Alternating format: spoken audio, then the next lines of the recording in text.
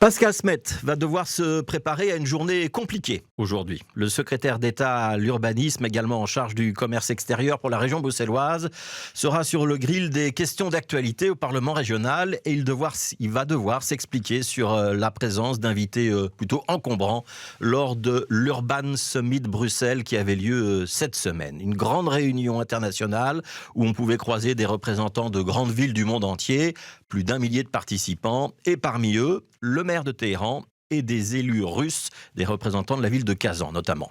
Alors on peut déjà deviner une partie de la défense de Pascal Smet qui consistera à dire que c'est pas lui qui invitait, mais 3 associations de grandes villes et d'élus locaux, que l'organisation de cet événement participe au rayonnement international de Bruxelles et qu'il faut voir tout cela avec le regard d'autres parties du monde, pas seulement notre prisme belgo-belge, et que du point de vue brésilien, indien, sud-africain, il n'y a pas forcément de raison de ne pas inviter un maire russe ou iranien. Le problème pour Pascal Smet, c'est que pour participer à cette grande réunion internationale, les invités non européens devaient disposer d'un visa et que même s'il n'est pas l'organisateur et l'invitant en tant que tel, c'est bien lui qui a demandé aux affaires étrangères de délivrer ces visas. Des demandes pressantes et répétées. Adjal Habib, ministre des Affaires étrangères du gouvernement fédéral, ne s'est pas privé de le souligner à la Chambre hier. Et le problème, c'est que le maire de Téhéran n'est pas un élu comme les autres, c'est un maire ultra-conservateur d'un pays où les droits de l'homme ne sont pas respectés.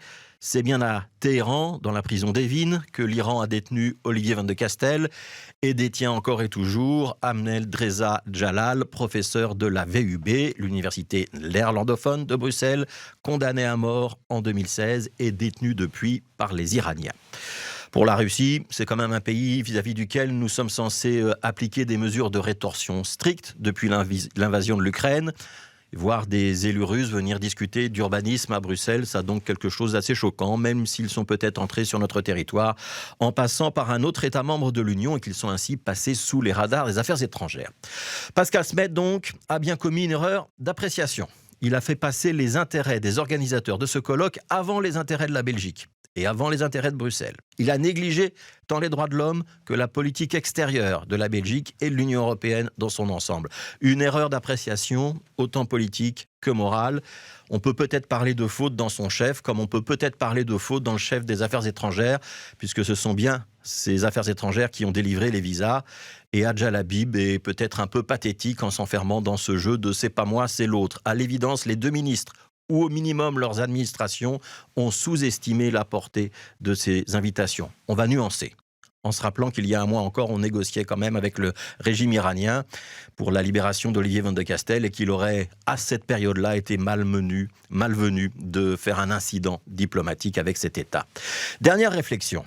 Hier, la région bruxelloise a lancé un nouveau slogan de marketing territorial. Bruxelles parfaitement imparfaite. Faut se méfier des slogans qui vous reviennent comme un boomerang.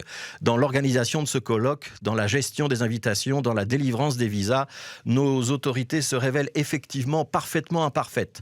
Et on n'est pas sûr qu'en termes d'image, ce soit réellement flatteur.